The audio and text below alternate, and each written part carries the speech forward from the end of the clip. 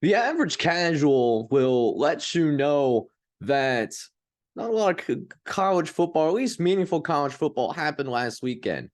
But someone that cares about the sport, I would disagree. And for those of you that aren't college football casuals, this show is for you.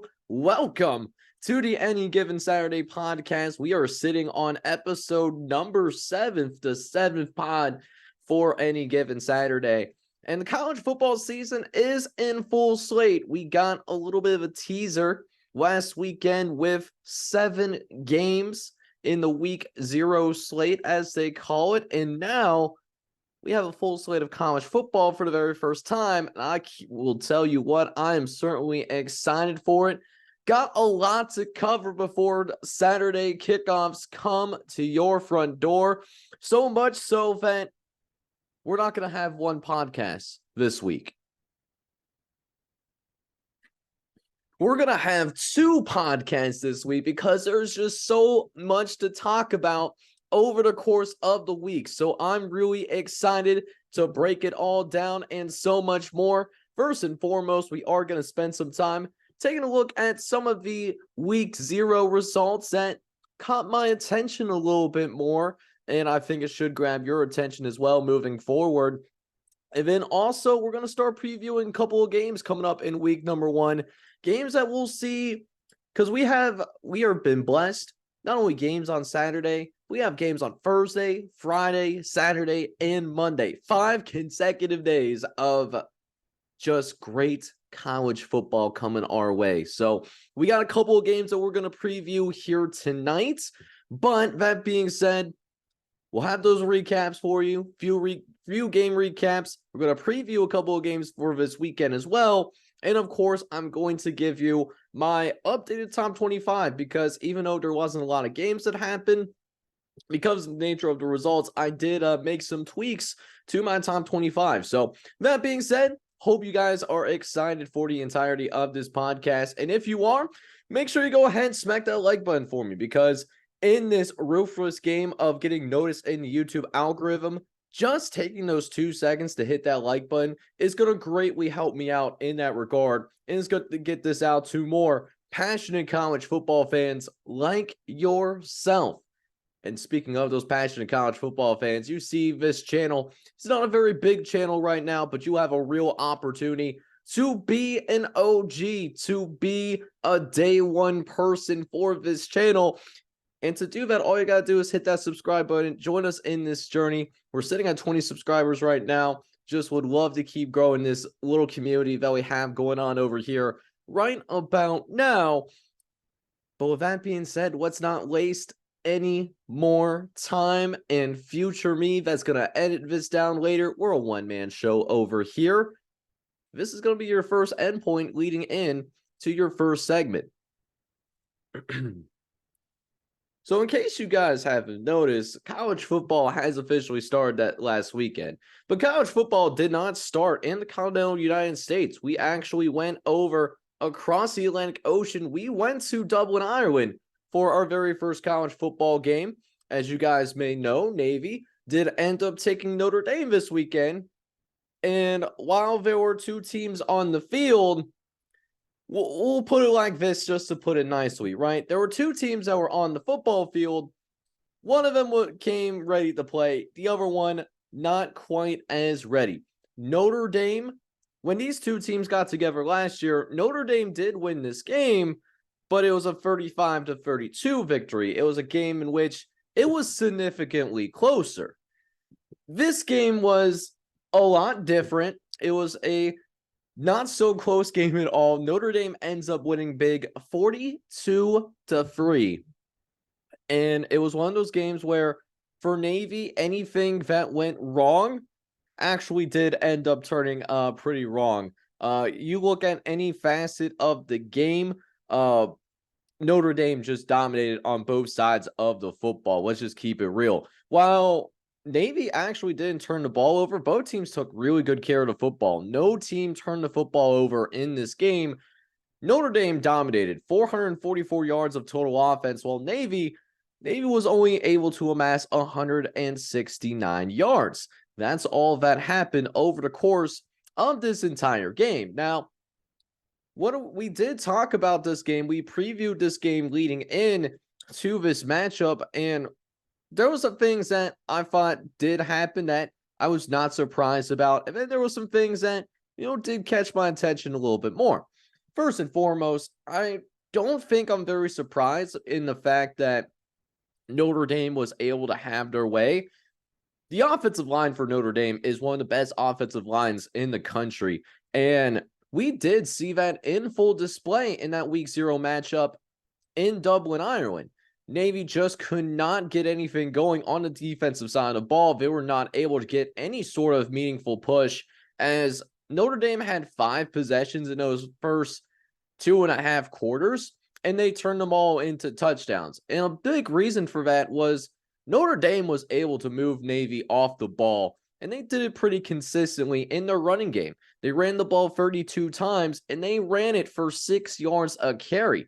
They just did a lot of halfback dive, and they literally bullied Navy in the trenches. There's no nicer way to say it like that.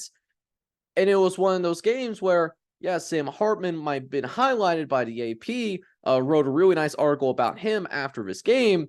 Sam Hartman didn't really have to do much in this game. He only had to throw the ball 23 times, which is a little bit different than what we are accustomed to seeing at his time in Wake Forest.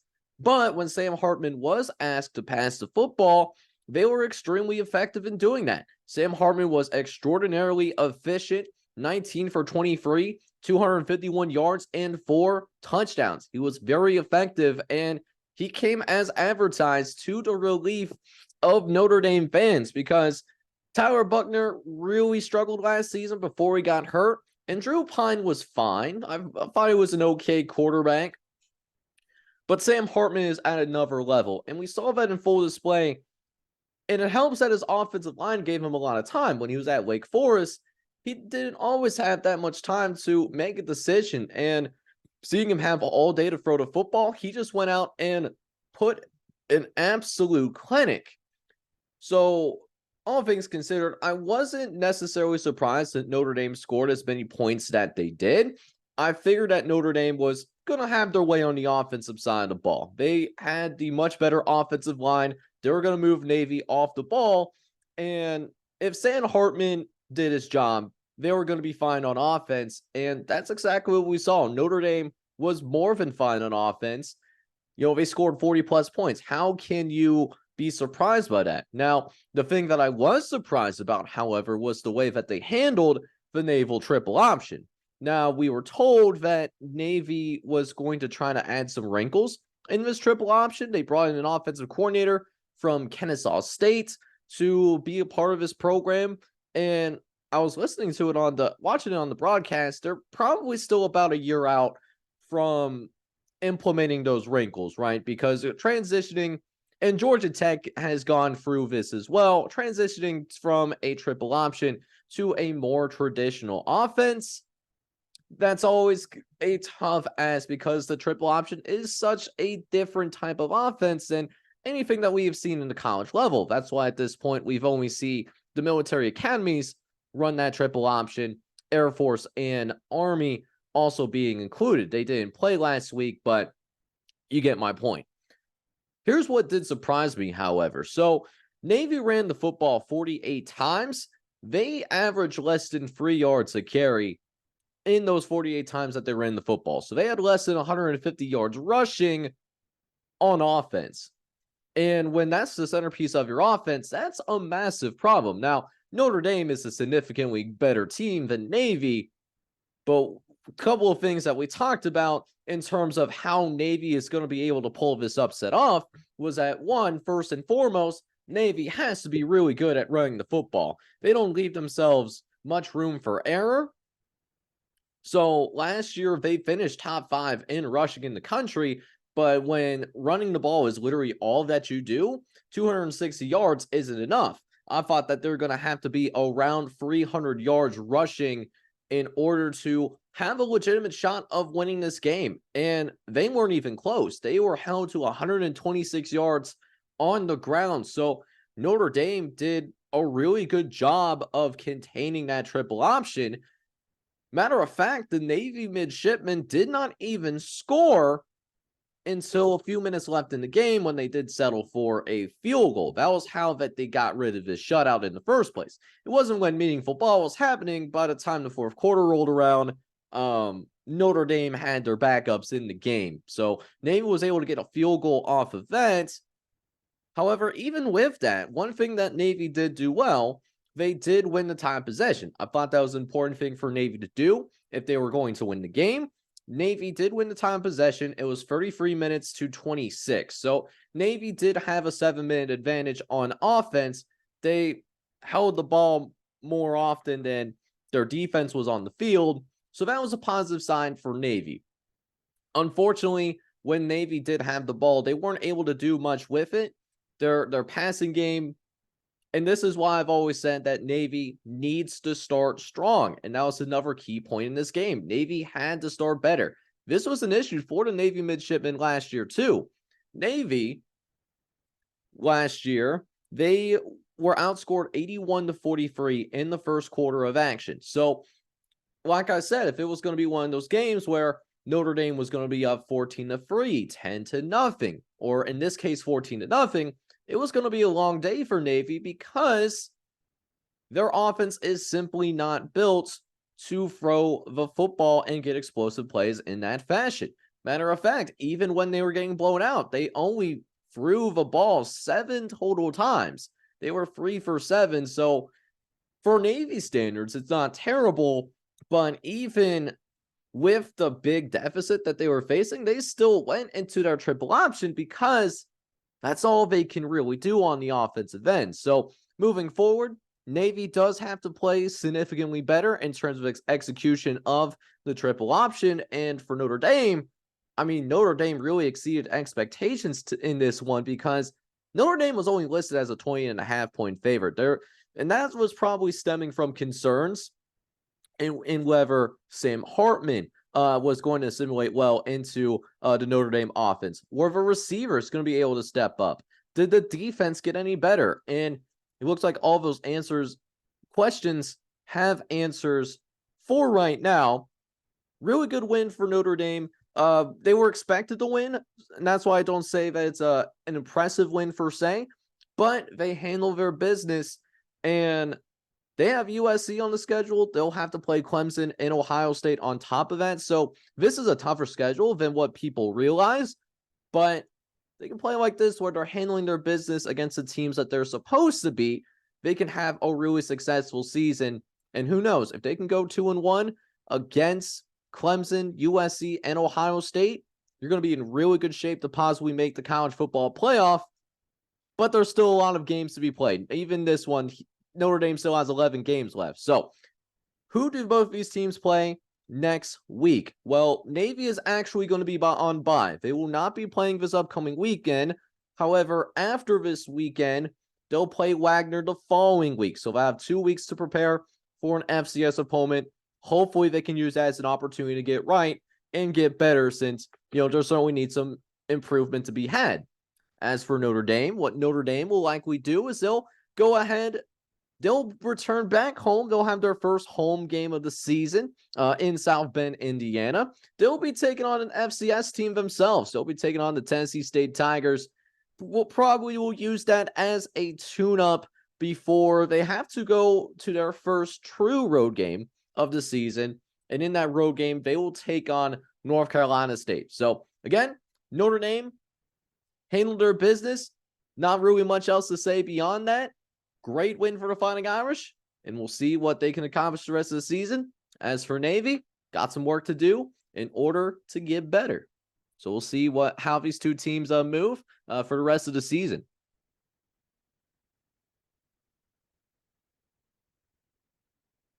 But speaking of surprises in this season, this game might have not gotten a lot of attention initially in the last pod. But I wanted to give these guys a shout out. I wanted to recap this game, regardless of how it does on YouTube and the individual segment thing, because this team was a little engine that could. UMass was on the road this to start their 2023 campaign, and they open up the season against New Mexico State, who is making their first season in Conference USA. This is, of course, a non-conference game. Now, UMass came in as a 7-point underdog when the Vegas lines were solidified prior to kickoff. To give you an idea of how just written off UMass was for going into this season. So I had a chance to read through 3 separate publications who actually took the time to rank all 133 FBS teams. That was CBS Sports. They had a chance to rank from 1 to 133. CollegeFootballNews.com, I looked at them as well. And also The Athletic. Those are all publications that took the time out of their day to rank 133 teams at higher Division I football prior to the start of the season. And those 3 publications, they have 2 things in common. One, they have Georgia's number 1 team in the nation. Duh.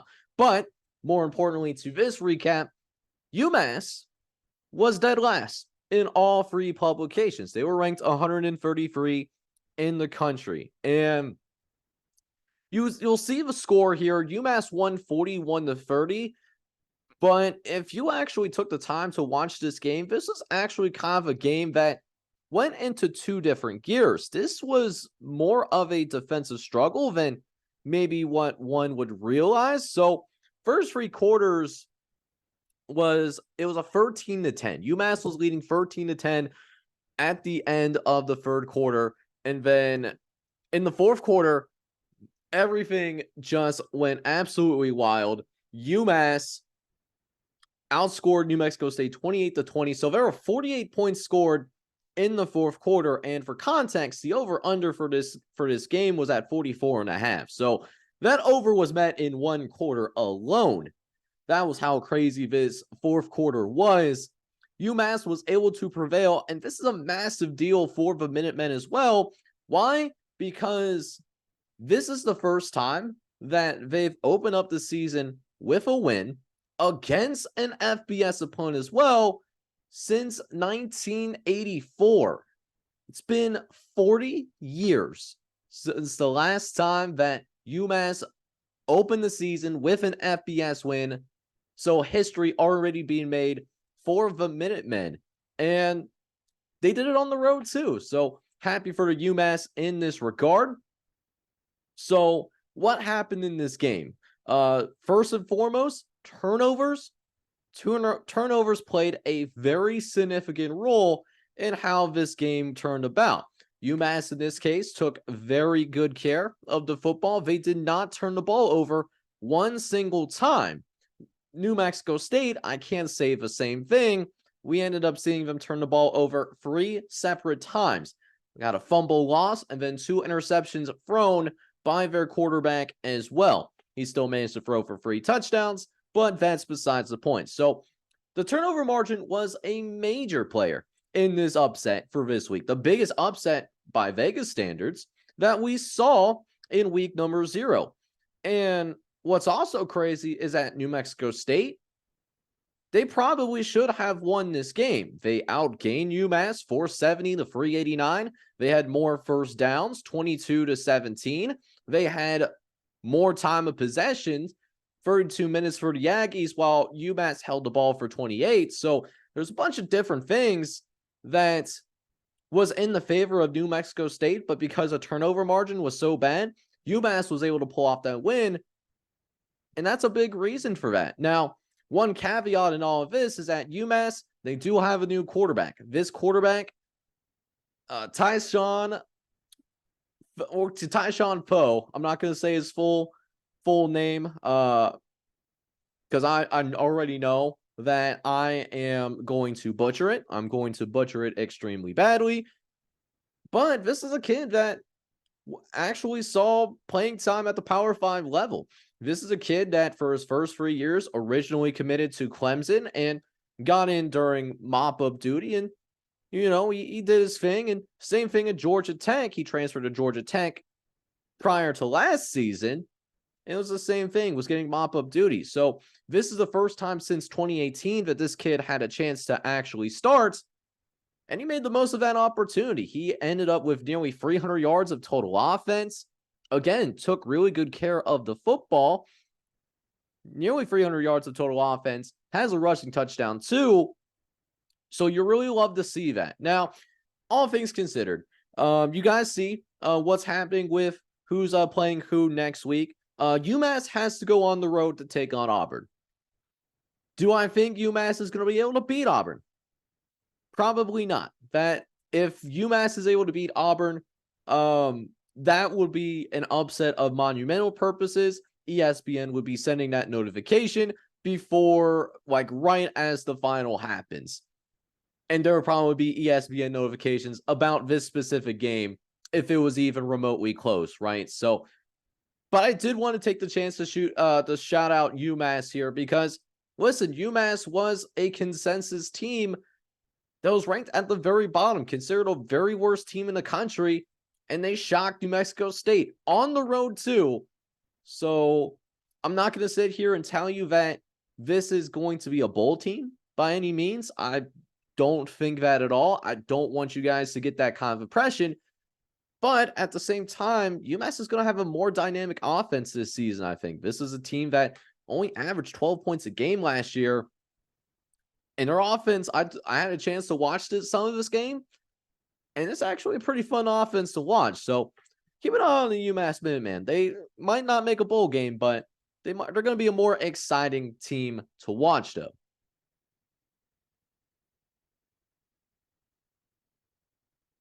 And speaking of that excitement, we certainly had some excitement, a little bit more so than maybe what we expected. We almost saw a second major upset. Well, actually, this would have been the biggest upset of week number 0 if this team was able to come back. Vanderbilt and Hawaii played last year, and it was a much different story. Vanderbilt beat Hawaii 63-10. It was not a pretty look for the Rainbow Warriors, but if this game tells us one thing, is that Coach Chang, Tommy Chang, he has really started to solidify the culture there at Hawaii, because one thing is clear. This Hawaii team, they certainly came out and they were ready to play in this game. Vanderbilt, they still ended up winning, but Vanderbilt was expected to do, frankly, quite a bit better than what ended up transpiring. Vanderbilt still got their points up on the board. They ended up putting up 35 and a 35-28 win. But this game was close in the fourth quarter. This was a game where 2 minutes left in the game, Hawaii had the ball. They had a chance to possibly drive down the field one more time and even send this game into overtime. But unfortunately, an interception ruined those dreams come true. And, looking at this game, it really was possible that Hawaii could have pulled this off. Hawaii outgained Vanderbilt 391-297.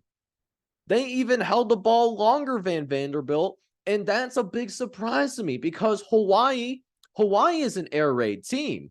That's what Tommy Chang likes to do. He is a run and shoot guy. He likes to go fast. So for Hawaii to win the time of possession battle, that is extremely telling.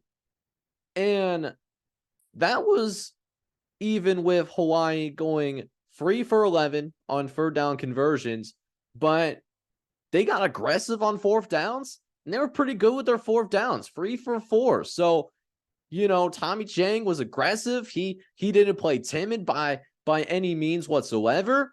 And it paid off. We actually saw a fair number of chunk plays. I mean, I see it on Twitter, seeing Eli Apple getting a fair number of hate. That Vanderbilt secondary, they might have a bunch of Eli Apples on their hands because there was 3 plays that I can just remember off the top of my head. It might have been more where Hawaii receivers were able to take the top off the defense. And I'm not talking about one of those 5-yard out routes that turn into 40 yards because of missed tackles.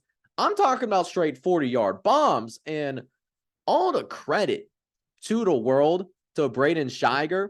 Braden Shiger really balled out in this game. He went ballistic.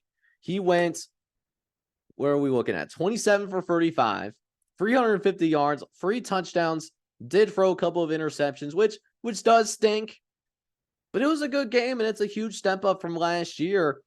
This is a quarterback that could have a breakout year if he can continue this level of play. He only completed 55% of his passes last year, so he's already off to a much better start against one of the tougher teams that Hawaii will likely face this year. Not saying that Vanderbilt would win the Mountain West if they were in the Mountain West Conference, because listen, Hawaii was one of the worst teams in the Mountain West last year. They went 3-10 last year, and they travel all the way across the country, and they gave Vanderbilt a run for their money. Not a lot of people gave Hawaii a chance to win this game, but they came motivated to play, and that might be coupled with what's going on with the tragedy on the Maui Island, and of course our hearts and prayers are with those that are going through that extraordinarily difficult time right now. If I'm Vanderbilt, yeah, you're 1-0 right now, but at the same time, though, we got some things that really do need to be cleaned up, because if they're getting burnt like this now against Hawaii, wait until they take on, their SEC schedule. Wait until they take on, better teams in the Power 5. Wake Forest is on their schedule. They got to go on the road to play Wake Forest in a couple weeks. They got to go play UNLV as well. UNLV might be better than last year. They're certainly better than Hawaii, in my opinion. And then, like I said, SEC schedule. And this is also why I like to harp on this argument that, any team in the SEC can go and win most of the conferences in the country. This is a perfect reason why I think that argument is dumb, because again, Hawaii was a free win team, and that being considered, at the same time, Vanderbilt almost lost to him. So I still, and I'm saying this because the SEC, I still think it's the best conference in the country. Don't get me wrong on that. Don't get that mistaken. But that argument that any team in this conference can go and win in any other conference, it's a stupid argument. It genuinely baffles my mind. But Vanderbilt, they got the win, but they really need to address some things in their pass defense, because it could be a problem. It could be a serious problem down the road if they don't fix this soon, and they don't go about getting this taken care of, especially before they get into SEC conference play. Definitely looking at Vanderbilt and seeing how do they address this moving forward as we move through this college football season.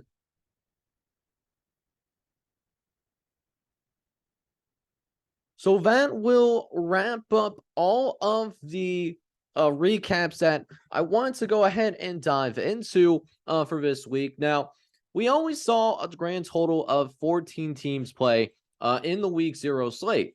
But even though we only saw 14 teams play, there were still some things that I saw which made me want to tinker with my any given Saturday top 25. Now, if you guys remember from the previous podcast, what I did is that my top 25 is a power rating system.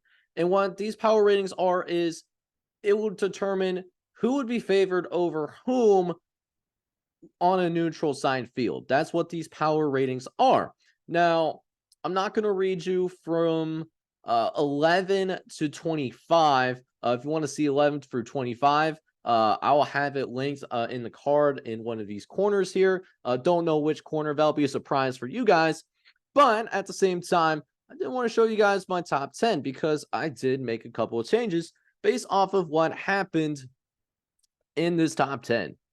So we'll jump in. First and foremost, we'll go from 1 through 5. We'll start at the top, and then I'll show you 6 through 10 later. So my top 4 is still the same. I'm not going to read off of this because it is literally the same, but I do have a new team in the top 5.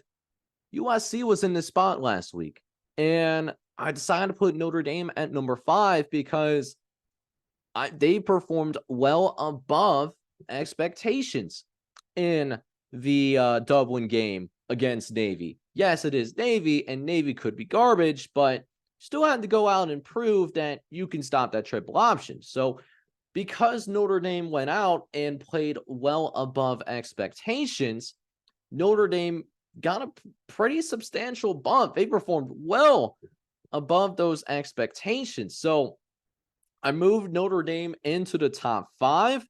We'll see. We probably won't see anything, any further upward movement in the next couple of weeks from Notre Dame because they are playing an FCS team.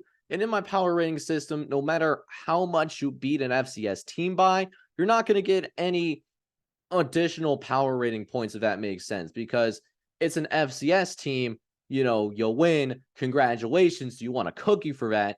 If they lose against Tennessee State next week, it's a long shot, but we see some crazy things happen. Ask your local Michigan Wolverines fan back in 2007 how they feel if Notre Dame does lose against Tennessee State. I don't think it's very likely, but if they do, then Notre Dame could be crashing down as well. So we'll see if Notre Dame can keep their head on a swivel, as they do have NC State and Ohio State coming up. We'll see if they can keep the focus there. But we'll go into the rest of the top 10. And I moved USC down a few spots. USC was ranked number 5 last week, as I mentioned, but I moved them down a few spots. And the main reason that I did that is while they didn't perform terribly against San Jose State, they performed at about the same level that I expected USC to play. I still have some concerns about that defense. Now, I'm not going to be like everyone else in terms of saying gloom and doom for USC. It's hard to do that when they still win by 28. But I am concerned about that defense, though, because that was the big question with the Trojans going into this season, was can their defense make enough of a stride in order to be a legitimate college football playoff contender, to be a legitimate national championship contender? We know USC will always be in the picture, but in order to have that legitimacy, they need that step up from their defense. And unfortunately, didn't really see that from San Jose State. They gave up 28 to the San Jose State Spartans. And granted, San Jose State got a good offense at the group of 5 level. They averaged 28 points a game last year. And that's what San Jose State hit here once again. Could be very much possible that San Jose State has one of the most prolific offenses in the group of 5. That could happen when all the dust settles on this college football season. But at the same time, though, USC is not going to score 50 points every game. Caleb Williams, what if he gets hurt? What if there's some issues on the offensive side of the ball? Not to mention, while San Jose State, they came motivated, they came fired up and ready to play. And this was a meaningful game as well, going into the third quarter too. We can't forget about that. They're going to play better offenses down the road. Just looking at the top 25 that's in place, Utah had a better offense last year than San Jose State. Washington, Oregon also in here as well. Oregon State, they're a dark horse with DJU. Do they take a step up on offense? So, and not to mention UCLA.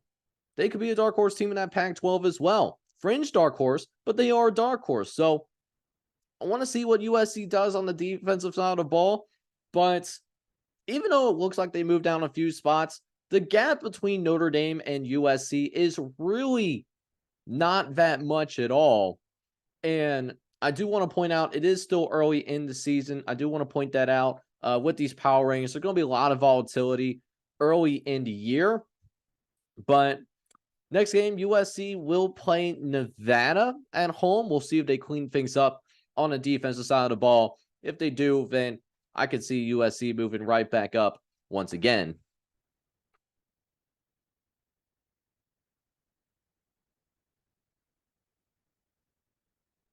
So enough talk now about what happened last weekend. Let's now look towards the future. And as I mentioned before, we have 5 consecutive days of college football.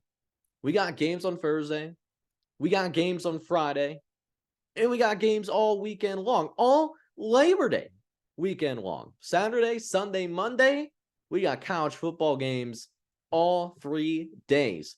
And I'm not going to look at all of the games I want to preview for this upcoming weekend. That's why I split it up into 2 podcasts for this week. That's why you're getting 2 instead of 1. But first thing that we are going to do, though, is I want to go ahead and take a look at what's happening Thursday night. Now, Thursday night this game was getting some consideration to possibly get a college game day appearance. It ultimately didn't happen that game.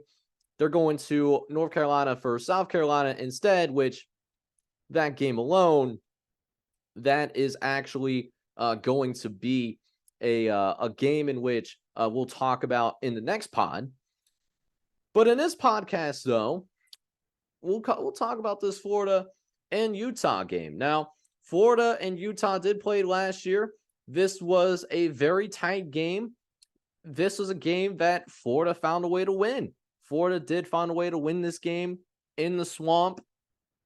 And what they were able to go ahead and accomplish was a pretty good win. It was a really good win for Florida to start the season. That was their highest quality win that they got throughout the year. But then they weren't able to do much after that. Ended up going 6-7 afterwards. Utah, however, was able to go 10-4. They went to the Pac-12 championship, won the Pac-12, but they lost in the Rose Bowl to Penn State to end the year. So 10-4 was their final record. So right now, this is going to be one of the more competitive. This is actually the most competitive game, the most competitive marquee game that we've had a chance to actually go ahead and preview. Now, that being considered, how does Florida possibly go about pulling this upset off? So the big thing with the Florida Gators. So we'll go to Florida first because they are the underdog, as we always do. Now, for Florida, here's what they'll need to do in order to be successful in this game. And I think for Florida, it starts with that ground game. They need to be able to get things going on the ground. And that's even more critical this year because they don't have as dynamic of a quarterback. Anthony Richardson was the quarterback for Florida last year. And while he's not this prolific passer by any means, he's still very raw in terms of actually being a passer from a quarterback perspective. Anthony Richardson is a once-in-a-generation athlete. He is a once-in-a-generation athlete, and that showed in the Utah game. Utah had a really hard time containing this kid, and AR just made some really spectacular plays. But there's a new quarterback in town, and this quarterback is Graham Mertz. Now, Graham Mertz does have starting experience. He started at Wisconsin for multiple years, but he was never this elite quarterback. Actually, is a very average quarterback by FBS standards. I won't say that he's trash, because starting at a Power 5 program, that's pretty hard to accomplish in its own right in the grand scheme of things, but he is very average. So it's going to be important for Florida to establish a running game against that Utah defensive front. And why that's important is because Florida, they went 6-1 last year when they ran the ball for more than 210 yards. And in the one game that they lost, that was to Florida State, which was ranked in the top 25 at the time. They even gave Florida State a pretty difficult time. Now, if they don't run for that 200 yards mark, Florida's going to be in for a long day. They did not win a single game when they didn't reach that 210 mark. And that being said, that's why I believe that it is extremely important to go and run the football. Now, good news for Florida, we still don't really know the status of Cam Rising. Cam Rising is the centerpiece of that offense out there at Utah. He did tear his ACL in the Rose Bowl against Penn State, unfortunately. So he is questionable for this game, and that's why there's been a little bit of fluctuation on that Vegas line. I've seen it fluctuate from 4.5 to 7 points if you're looking on FanDuel, for example. So that being said, Cam Rising might not play. They will, however, have Brandon Rose, who could possibly play in this game, and he does have a fair amount of experience, at least enough to know what he's doing in terms of running the offense. So for Florida, if they're going to win this game, regardless of if Cam Rising plays or not, they're going to have to rely on their defense. Play complementary football. That means that defense has to step up and make this an ugly game, which is what they did last year. Because even with AR, they didn't score that many points. Or at least I don't remember them scoring that many points. The offensive line also will need to, actually, no, the defensive line will need to go to work as well. Utah offensive line, if they're able to win in the trenches against Florida's front seven, then Florida's going to really struggle. And not only that, it will have a hard time keeping Utah off the field offensively. So Florida, if they can play good complementary football, play sound defense, win in the trenches defensively, and offensively play into that complementary football. You don't have to have all of these explosive plays, but if you can be efficient, move the chains, create some longer drives, and control the clock, then Florida has a real good shot of winning this game. Now, let's go ahead and jump over to that Utah side. Now, Utah, their offense, it could very well. We talked about this already. Cam Rising might not play in this game. We already established this, that there is a real shot that we will not see Cam Rising in this upcoming football game. That is a real possibility. So if Rice, or not Rice, we're not thinking about food here. What about Utah? What's Utah's keys to the game? And it really comes down to a couple of things. Starting strong, Utah was one of the best teams in terms of second quarter scoring. They outscored opponents 204 to 70. Third down conversions, they held for their opponents to 32% on third down conversions last year. And then they themselves, they converted more than half of their third downs.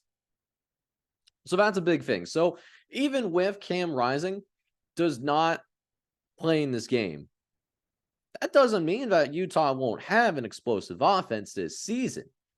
They'll still have a pretty good offensive line. And because they have a pretty good offensive line, they'll be able to run the ball pretty well. And again, Bryson Barnes, he's a guy that does have that experience. Not to mention, I think Utah can take advantage of the Florida Gators offensive line as well, because it is a little bit of a patchwork right now. Bill Napier is still trying to build this program from the ground up. Granted, they got a pretty good recruiting class last year, but you need 2 or 3 of those put together in order to be a national power. And Florida's just not there yet at the same time. Another thing is, can the DBs hold up? That was a real concern the past couple of seasons, was the lack of depth in the DB room. Now, do they take that step and help out their front seven? Because a good defense is built from the front to the back. You start by getting pressure, then you build from there. And Utah has a pretty good front seven. Don't get me wrong. But can those DBs hold their own against those SEC caliber receivers? Because Florida has some pretty good receivers on their roster as well. So Graham Mertz will have somebody to throw the ball to. Ricky Purcell, for example, he's a senior.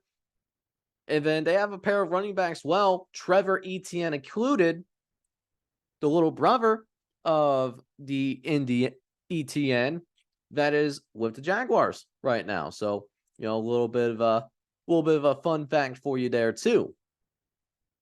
So we'll take a look. We saw the line. The line's at 7 right now. What do I think is going to happen? The any given Saturday power rating model has Utah at a -15. I still think that it will be a close game, so I'm not betting on the line. But I do also think, so if this game is at Utah, that's a big thing in all of this, is that they're going to be in Utah. And Utah is actually a pretty underrated environment. Rice-Earls Stadium, that could be an intimidating place to play at too. I think Florida might be a little bit off guard by that.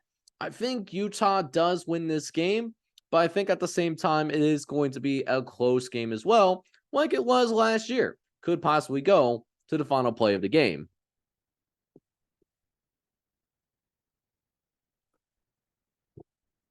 So I'm going to take this time to get something to drink. I always like the boys over a brisk. Still really nice. Like you're looking for like a stop, like a gas station stop kind of drink. You're on a road trip. I'm not sponsored by these guys. I just really love these particular guys right here. This is less than $2. And look how much I'm getting out of this. This feels like a liter. I don't know how many liters is it. About 4 servings and it's like 8 fluid ounces each. It might be a liter. I don't know. It's a lot of drinking. And speaking of what, look at that for an epic segue. Speaking of a lot of drink, we got to go ahead and talk about an area of the country that gets a lot of rain. And this is a team that I did end up highlighting. This was a team that did end up making some noise. Number 10, Washington. They start their season against a team that is quietly one of the best group of 5 teams in the country, Boise State. This is on ABC, and it will end up being a 3:30 kickoff. Now, that being said, I am ecstatic for this game. I think Boise State is going to get a lot of attention from this game. Because Boise State, being out there in Idaho, we know that they weren't necessarily going to get a lot of attention at all. But this is a good opportunity to get some really good national exposure. And both of these programs, too, are coming in red, smoking hot as well. Oh, my goodness.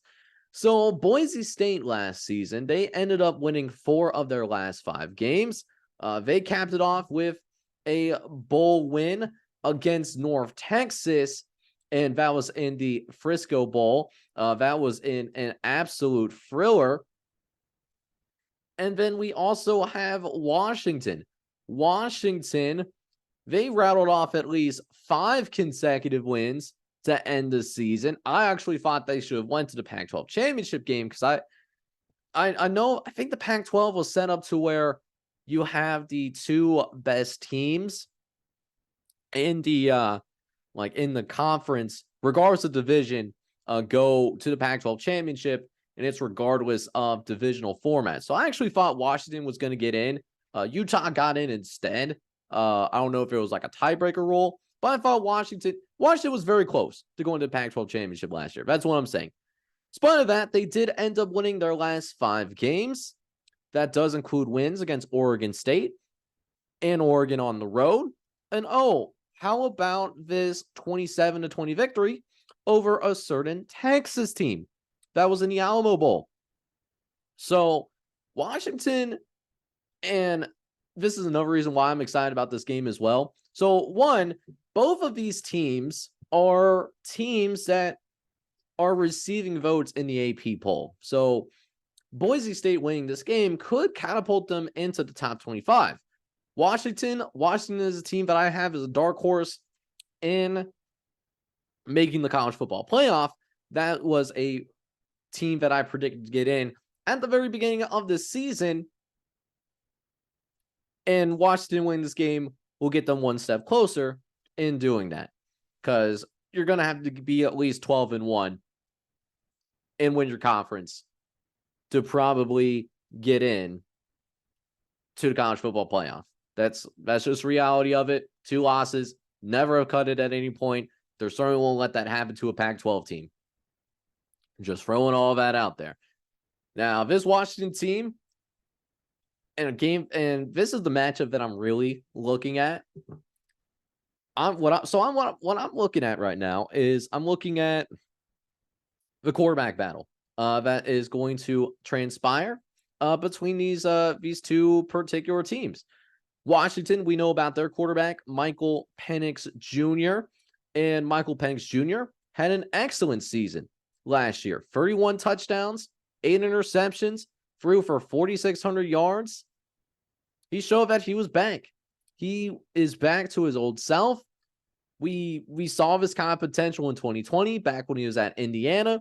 Unfortunately, he tore his ACL. 2021, he was simply not the same. So he transfers to Washington. In his first year at Washington, it was fantastic. It was a great Washington first year. 4,600 yards. He was electric. He was fantastic. But that being said, Boise State's got a pretty darn quarterback as well. Taylor Green. Taylor Green was somebody, well, if you look at just his passing stats, they're not very eye-popping. He did only throw for 2,000 yards, 14 touchdowns, and 6 interceptions. But he is a very dynamic athlete. He ran for nearly 600 yards last year, 10 touchdowns. He's the definition of a dual threat quarterback. So I'm really excited to see how this particular game goes down. This could have the ability to be a little bit more of a shootout. The over-under right now is at 58.5. This could be a game that we see in the low to mids, like the mid to high 60s. I think this is going to be a fun one to watch. Right now, the line's at 15. And the Any Given Saturday power rating model has Washington favored by 3 touchdowns. But there's just something in my gut, man. There's just something in my gut that tells me that this is going to be a closer game than what that spread is saying. Could Boise State pull this upset off? Well, I think Washington wins this game. Don't get me wrong. Washington could win this game, but I think Boise State, in their own right, I think they could also make it interesting too. So can't wait to see how that turns out. It's going to be a game that I might be tuning in to watch in its entirety. Should be interesting to see what goes down. So before I ended up closing out tonight's podcast, I want to get things started with the Wendy's 4-for-4 special. Now, how did we end up doing in the Wendy's 4-for-4 special, right? So what we ended up doing for the Wendy's 4-for-4 special, you're seeing it on your screen right now. So we had 4 separate bets, and we actually hit 3 out of 4 of these. Notre Dame, we talked about them earlier. They ended up winning by 39. FIU and Louisiana Tech, like I said earlier last week, I didn't think it was going to be a shootout like it was last year. And sure enough, I was certainly right about that. That also was a dub. San Diego State, they ended up winning by 7 points. Could have won by more if it wasn't for a roughing the passer penalty being called back, but whatever, it is what it is. Also got that right. The only thing on here that I didn't get right was Vanderbilt. I did actually think Vanderbilt was going to play a little bit better. Their secondary has issues, and we did talk about that earlier. We did legitimately talk about that earlier. That was the only thing that we got wrong, but we ended up going 3 for 4 in the week 0 edition, and now we try to follow that up with an even better performance here in week number 1. Now, that being said, what I ended up doing for this edition of the 4 for 4 special for the the Wendy's bets to look after is I wanted to pull out of each of the 4 to 5 days. So one of the bets will be on for the Thursday games. One will be on Friday. We'll of course have one for Saturday because that's the main slate. And then Sunday and Monday will be combined into one other box. So you'll see at least one bet from from each of the 4 to 5 days that we're going to see college football this upcoming weekend. But since the next podcast is going to be focused on many of the weekend games that are coming up specifically on Saturday, and we do, of course, have one that we will talk about on Monday. We'll talk about that Clemson-Duke game in the next podcast. I want to give you my best bets for Thursday and Friday. So starting with Thursday, there is a few games that are going to be happening.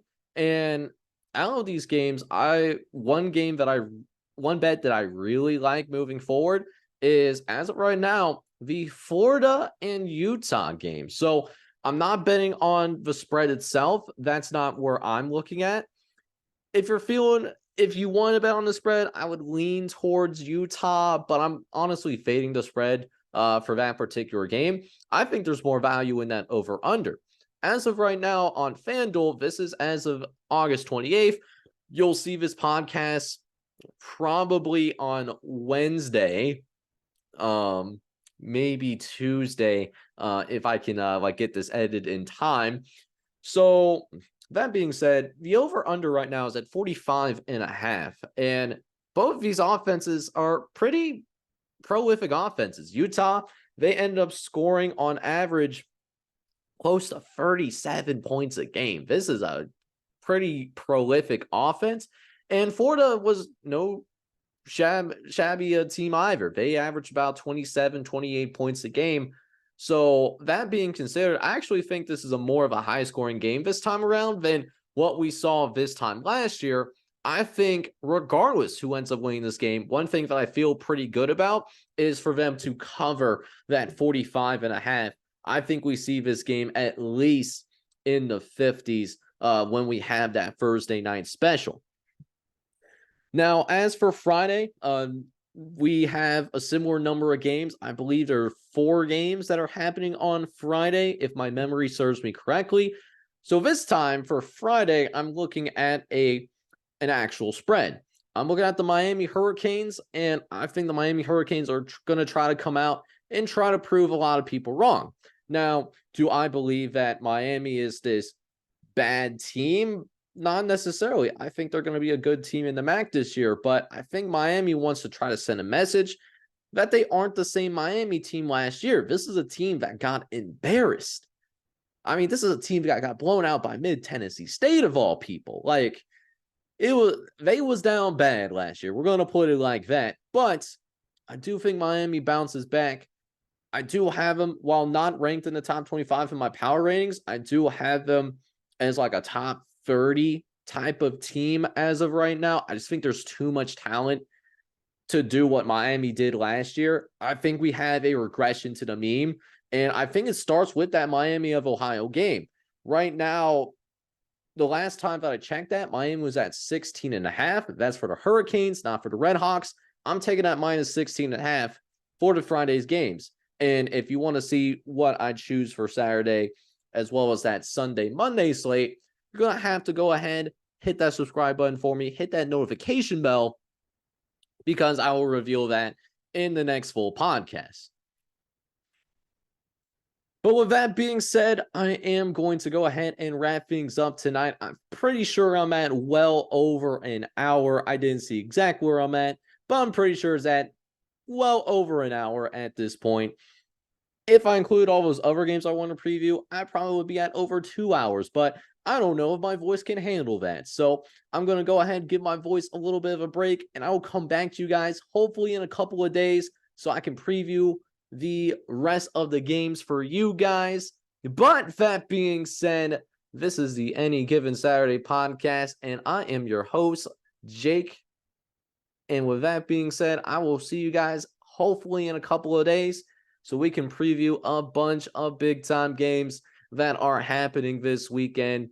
Even though there's only one top 25 matchup, there's still some games here that have quite a bit of intrigue, even if you're referring to that AP top 25 poll. So you're going to want to tune into the next pod. But that being said, I hope you guys did enjoy this podcast. If you did, again, I would really encourage you to hit that like button, hit that subscribe button, like I said previously earlier. And if there's any game that you want me to preview for week number 2, go ahead and leave that for me down in the comment section down below. Or if you had some kind of question that's college football related and you wanted me to give my opinion about, leave that for me in the comment section as well. And because I do try my best to read all of the comments, and I love hearing what you guys think, what your pulse on things are. So, and I'm a man of the people. So that being said, this is the Any Given Saturday podcast. We're signing off for tonight,